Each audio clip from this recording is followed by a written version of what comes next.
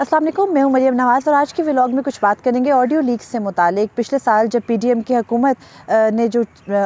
तख्त है वो संभाला और उसके बाद ऑडियो लीक्स का एक सिलसिला था जो कि रुकने नहीं जा रहा था और अब भी वो सिलसिला जारी है। ऑडियो लीक्स बार बार होती हैं और आला शख्सियात की होती हैं और ख़ास तौर पर उन लोगों की होती हैं जिनकी इस्टेब्लिशमेंट से कोई लड़ाई चल रही है। और ये ऑडियो लीक्स का मामला ज़ाहिर है जब अदालतों में पहुंचा तो अदालतों में पहला सवाल तो यही होना चाहिए कि ये ऑडियो लीक्स रिकॉर्ड कौन करता है। सुप्रीम कोर्ट में ऑडियो लीक्स से मुतालिक ये मामला तब आया जब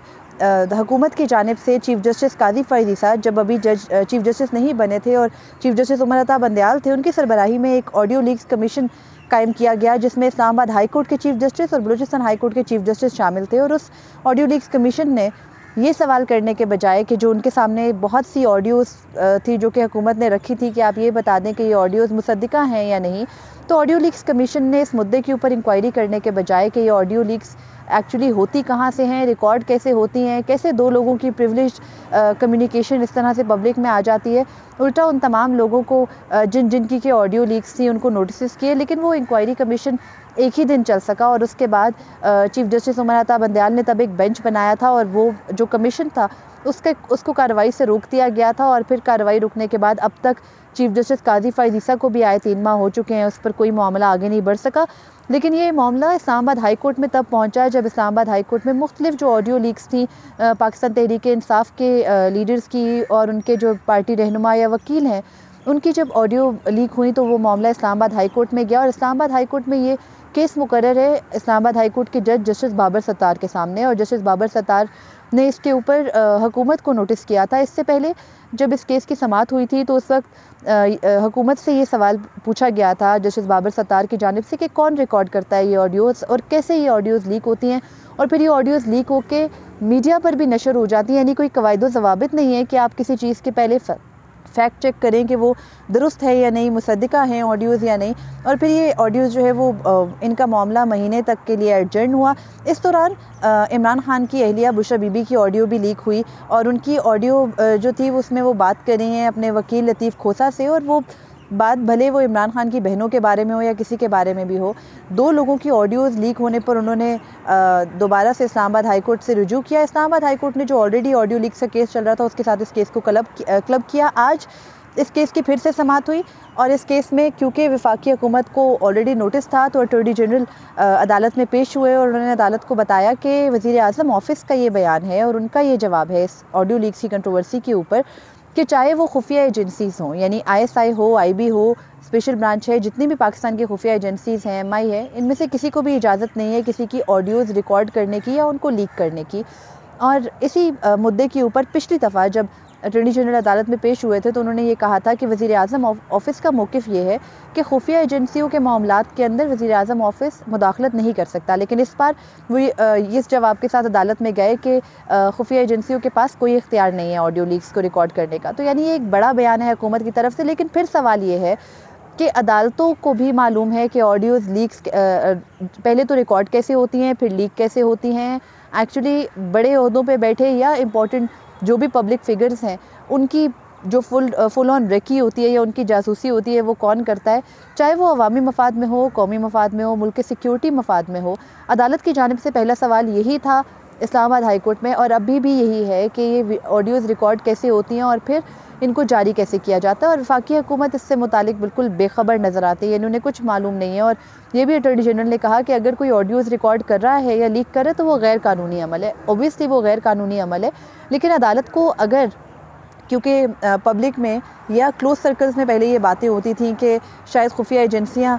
ये ऑडियोज़ रिकॉर्ड करती हैं, जारी करती हैं, लेकिन अब सवाल ये है कि जब ओपनली ये सब कुछ खुल के आने लगा है और ये भी मालूम है कि जिसको फ़िक्स करना होता है यानी जिस बंदे को हटाना है मंजर से या उसकी किसी भी तरीके से किरदार कुशी रिक्वायर्ड है उन मुक़्तदिर हलकों को कि जिनको वो अभी पसंद नहीं आ रहे वो मखसूस अफराद, उनकी ऑडियोज़ ही क्यों लीक होती हैं, ये सवाल है। और फिर इस सवाल का जवाब सबको मालूम है लेकिन कोई भी खुलेआम तस्लीम नहीं करता। और ज़ाहिर है कि अदालत को कुछ क़वाइद व ज़वाबित से चलना है और जब तक उनके सामने किसी का नाम लिया नहीं जाता वो उसके ख़िलाफ़ ऑर्डर पास नहीं कर सकती। आज फिर इस्लामाबाद हाई कोर्ट ने ये इंडिकेशन दी है कि अगर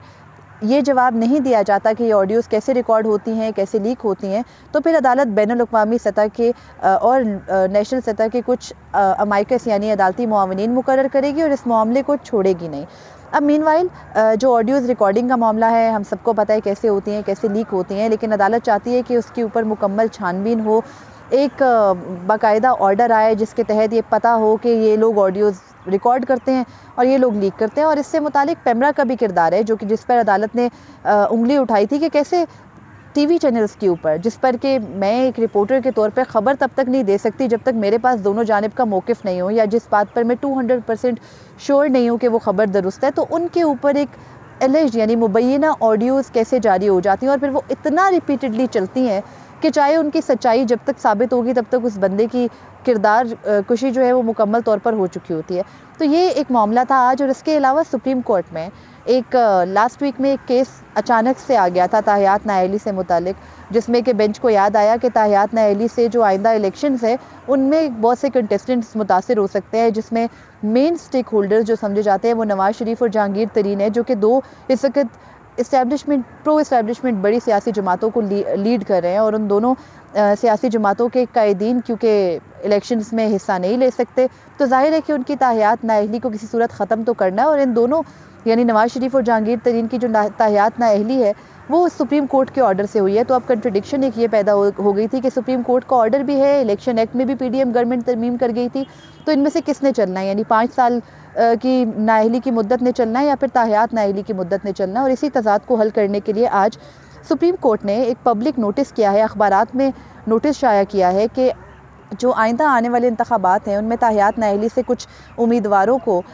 मसाइल का सामना करना पड़ सकता है। और इस वजह से सुप्रीम कोर्ट ने इस मामले का नोटिस लिया है। जो भी समझता है इन उम्मीदवारों समेत यानी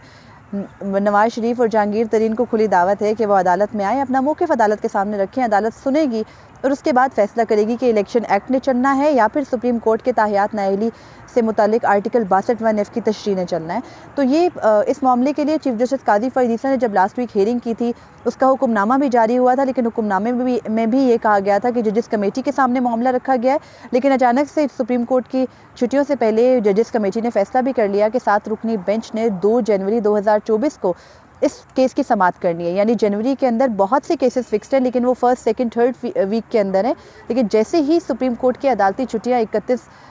दिसंबर को ख़त्म होंगी तो जो पहला बड़ा केस मुकर्रर है वो ताहियात नाअहली की मुद्दत के तयन और ताहियात नाअहली की जो शिक है आर्टिकल 62(1)(f) उसकी तशरीह से मुतालिक है। तो सुप्रीम कोर्ट ने इस मामले को टेकअप करना है। चीफ जस्टिस काजी फ़रीद ईसा की सरबराही में 7 रुकनी बेंच इस केस की समाअत करेगा। जनवरी बिलाशुबा इंटरेस्टिंग होगा। और अभी तो अदालती छुट्टियां चल रही हैं, जब वो ख़त्म होंगी तो फिर अदालत तमाम तर मामलात जो रह गए हैं इंतखाबात से पहले उनको भी फ़िक्स करेगी। उसका अहवाल भी आपके सामने रखूँगी। आज की वीडियो में इतना ही था, मुझे इजाज़त दीजिए। अल्लाह हाफ़िज़।